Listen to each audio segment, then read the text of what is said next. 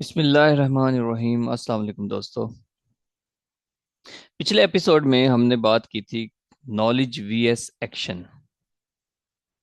हमने सीखा था कि सिर्फ नॉलेज हासिल कर लेना कामयाबी नहीं है, असल कामयाबी है नॉलेज को एक्शन में बदलना।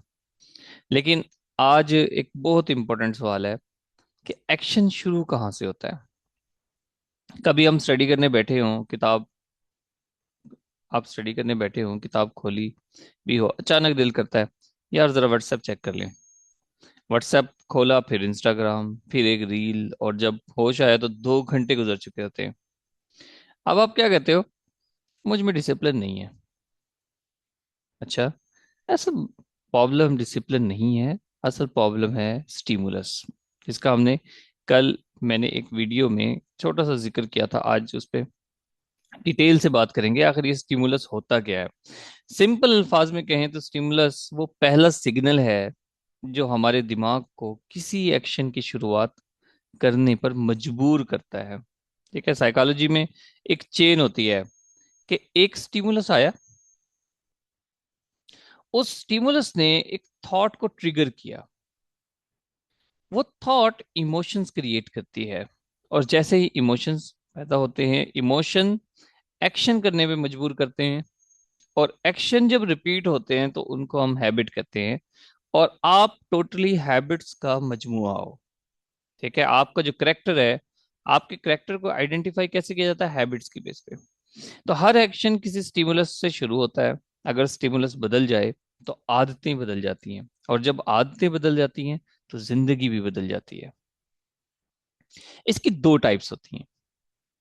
एक एक्सटर्नल स्टिमुलस होता है, एक इंटरनल स्टिमुलस होता है। एक्सटर्नल स्टिमुलस वो चीजें हैं जो हमारे बाहर होती हैं।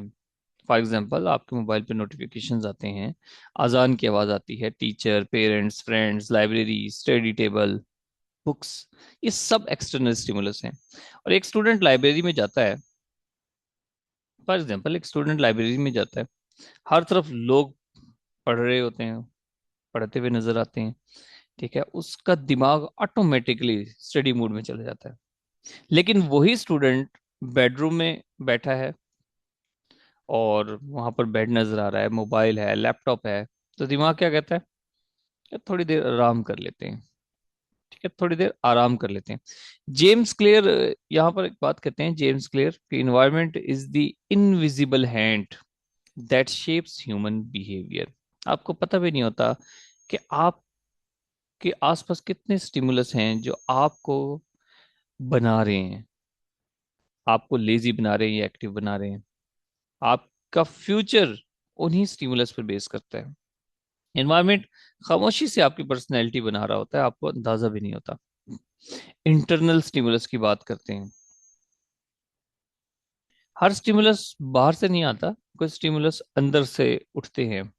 गुर्बत, खौफ, वालदेन की उम्मीदें, कोई अपना ड्रीम, या अल्लाह को राजी करने की नीयत, ये सब इंटरनल स्टिमुलस हैं। और याद रखिए, एक्सटर्नल स्टिमुलस एक्शन शुरू करता है, लेकिन इंटरनल स्टिमुलस उस एक्शन को जिंदा रखता है। इसीलिए कुछ लोग 2 दिन में थक जाते हैं, किसी काम को शुरू किया 2 दिन में थक जाते हैं, और कुछ सालों तक मेहनत करते रहते हैं। क्यों? क्योंकि उनका अंदर का स्टिमुलस मरता नहीं, तो उनकी मोटिवेशन कभी कम नहीं होती। एक बहुत ही खूबसूरत एक्सपेरिमेंट आपको बताता हूँ इस पे, उसको पेवलोव का एक्सपेरिमेंट है, इसको नोबेल प्राइज मिला था। बात छोटी सी है, लगती छोटा सा एक्सपेरिमेंट लगता है, यार कुत्ते को खिला रहा है और नोट कर रहा है वगैरह वगैरह, लेकिन ये एक बहुत बड़ी दुनिया है। इससे पूरी दुनिया को हैक किया जाता है, और बहुत बड़े बड़े काम होते हैं। पेवलोव का एक्सपेरिमेंट इसको कहते हैं। रशियन साइंटिस्ट थे पेवलोव, आइवन आइवन पेवलोव। वो हर दफा कुत्ते को खाना देने से पहले एक बेल बजाते थे। कुछ दिन के बाद सिर्फ बेल बजाई, अब देखे खाना जैसे जब डॉग को दिया जाता है तो उसके मुंह में सलाइवा प्रोड्यूस होता है, थूक। उन्होंने क्या किया कि खाना देने के साथ बेल बजानी शुरू कर दी। तो कुछ दिन बाद ऐसा हुआ कि अभी बेल ही बजाते थे, खाना सामने नहीं आता था, तो उसके मुंह में सलाइवा प्रोड्यूस होने लग जाता था। तो उसका दिमाग बेल को फूड से कनेक्ट कर चुका था। इसलिए साइकोलॉजी में कहते हैं, इसको कहते हैं क्लासिकल कंडीशनिंग। Classical conditioning. अब आप अपनी मर्जी, अब आप अपनी जिंदगी को देखिए। नोटिफिकेशन जैसे बजता है, वो जो नोटिफिकेशन मोबाइल का, वो आज आज की बेल बन चुकी है। इंस्टाग्राम वो फूड बन चुका है। नोटिफिकेशन आता है और बिना सोचे हाथ वो मोबाइल की तरफ जाता है। ठीक है, ये कमजोरी नहीं है।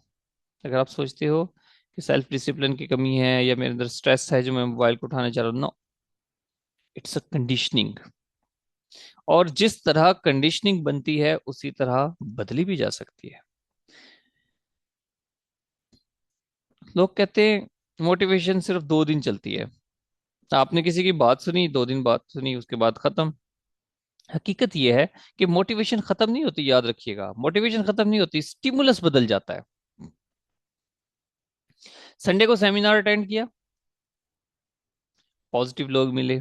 मंडे को घर गए, वही मोबाइल, वही बेड, वही डिस्ट्रैक्शंस, और दिमाग ने पुराना पुराना प्रोग्राम दोबारा चला दिया। इसीलिए मोटिवेशन से ज्यादा एनवायरनमेंट इंपॉर्टेंट है। ट्वेल्थ फेल मूवी सबने देखी होगी। ट्वेल्थ फेल मूवी, अगर आपने ट्वेल्थ फेल यकीनन देखी होगी, तो उसमें आपको मनोज शर्मा और गौरी भैया, ठीक है, 2 कैरेक्टर्स। अब गौरी भैया से जब उसकी मुलाकात होती है, गौरी भैया कहते हैं जनाब मैंने 5 अटेम्प्ट फेल कर ली हैं, और अब जाके मुझे समझ आया कि कहाँ पे कमी थी। कहते मोटिवेशन की, और मैंने फिर ये यूनिफॉर्म खरीदी, रूम में लटका दी, रोज उसे देखता मोटिवेट हो जाता। क्या था? External stimulus. लेकिन सिर्फ यूनिफॉर्म देखना कामयाबी की गारंटी नहीं है, वो भी बेचारा फेल हो गया। मनोज को देखें, उसके पास कोई यूनिफॉर्म नहीं थी, लग्जरी नहीं थी, लेकिन उसके पास एक बहुत पावरफुल चीज थी, जिसको हम कहते हैं इंटरनल मोटिवेशन। गुर्बत, वालिद की मेहनत, माँ की उम्मीदें, अपनी जिंदगी को बदलने की तड़प। ठीक है, श्रद्धा तो बाद में आई ना, श्रद्धा की वजह से तो फेल हुआ। आपको एक चीज मैं बताऊं, आप कहेंगे सर गुर्बत और ये सब चीजें गौरी भैया के पास भी थी, तो मनोज क्यों पास हो गया, गौरी भैया क्यों फेल हो गए? क्यों? तो मैं समझता हूँ कि गौरी भैया के अंदर वो होप नहीं थी। ध्यान से समझिएगा, होप पे भी हम अलग वीडियो बनाएंगे। वो होप नहीं थी जो कि मनोज के पास थी। वो यकीन नहीं था, मनोज को यकीन था कि मैं पास हो जाऊंगा, मैं कर लूंगा। आप उसकी पूरी मूवी में देखें, कहते नहीं नहीं मैं कर लूंगा, हो जाएगा हो जाएगा, नहीं मैं कर लूंगा। ये जो एटीट्यूड है कि हो जाएगा, कर लूंगा, ठीक है कोई बात नहीं, आसान है, ये सक्सेस की वजह थी मनोज शर्मा की। पर निस्बत गौरी भैया के अंदर एक डर था कि नहीं होगा यार, फेल हो जाएंगे यार। बहुत बड़ी बात की है मैंने, अगर संभाल के रख सकते हो तो इंसान बाहर से उतना मोटिवेट नहीं होता जितना वो अंदर से मजबूर होता है। ठीक है, एक मशहूर कोट है कि he who has a why to live can bear almost any how. ठीक है, he who has a why to live can bear almost any how. जिससे इंसान का वाई मजबूत होता है, उसे मोटिवेशन ढूंढनी नहीं पड़ती। ठीक है, सूरा शम्स में अल्लाह तबारक व तआला फरमाते हैं कि और इंसान और नफ्स को उसकी बुराई और उसकी परहेजगारी दोनों का इल्हाम कर दिया गया है। इंसान के पास चॉइस है, अच्छाई की भी बुराई की भी, दोनों आवाजें मौजूद हैं। एक सुस्ती की और एक मेहनत और तकवे की। रोज फैसला हमें करना होता है, किस आवाज को सुनना है और किसको नहीं सुनना। अबू दाऊद और तिर्मिजी की हदीस है, नबी सल्लल्लाहु अलैहि वसल्लम ने फरमाया कि इंसान अपने दोस्त के दीन पर होता है। इंसान अपने दोस्त के दीन पे होता है। क्यों? क्योंकि दोस्त सिर्फ कंपनी नहीं है, एक रोज का स्टिमुलस है। वो स्टिमुलस ही तो है। तो आपने क्या करना है? आपने अपने स्टिमुलस को चेंज करना है, आपने ध्यान करना है। ठीक है, आप सिर्फ 5 चेंजेस लेकर आए। मोबाइल स्टडी टेबल्स पे नहीं होना चाहिए, हटा दें इसको। अगर चाहिए मजबूरी है, अगर चाहिए मजबूरी है कि हमें बार बार सर्च करना पड़ता है चीजों को, लेकिन आपकी हैबिट बन जाती है मोबाइल। आप किसी और जगह बैठ के, बेड पे बैठ के रिसर्च करें मोबाइल पे, जो निकालने हैं, पॉइंट्स निकालने हैं। लेकिन जब आप स्टडी टेबल पे बैठे हैं, या रूम का कोई ऐसा कॉर्नर जहां पे सिर्फ आपने पढ़ना ही पढ़ना है, वहां पे मोबाइल नहीं होना चाहिए। कंडीशनिंग करें, नोटिफिकेशन ऑफ कर दें बिल्कुल।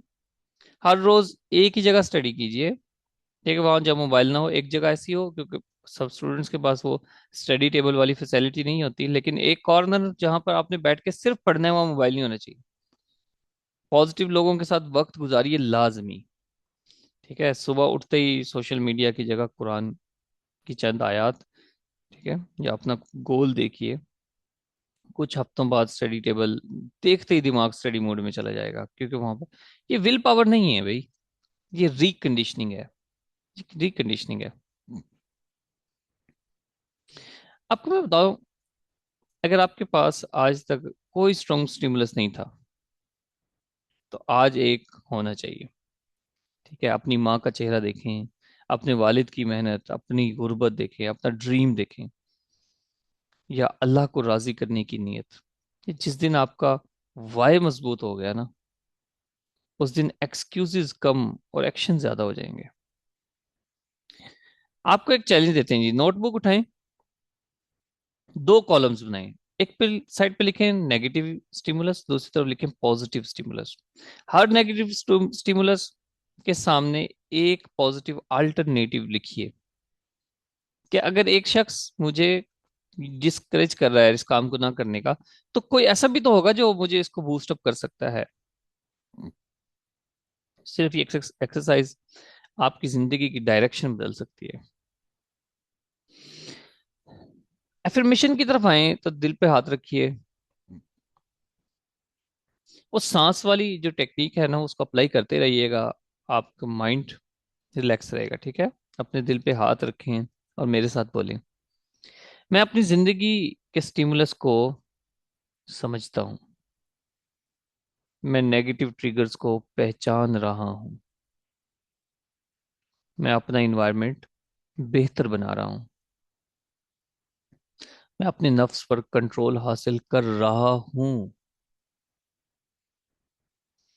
अल्लाह मुझे सही फैसले करने की तौफीक अता फरमाए, मैं हर दिन बेहतर बन रहा हूँ, मेरी आदतें मेरी कामयाबी बना रही हैं, इंशाल्लाह मेरी जिंदगी का कंट्रोल मेरे हाथ में है।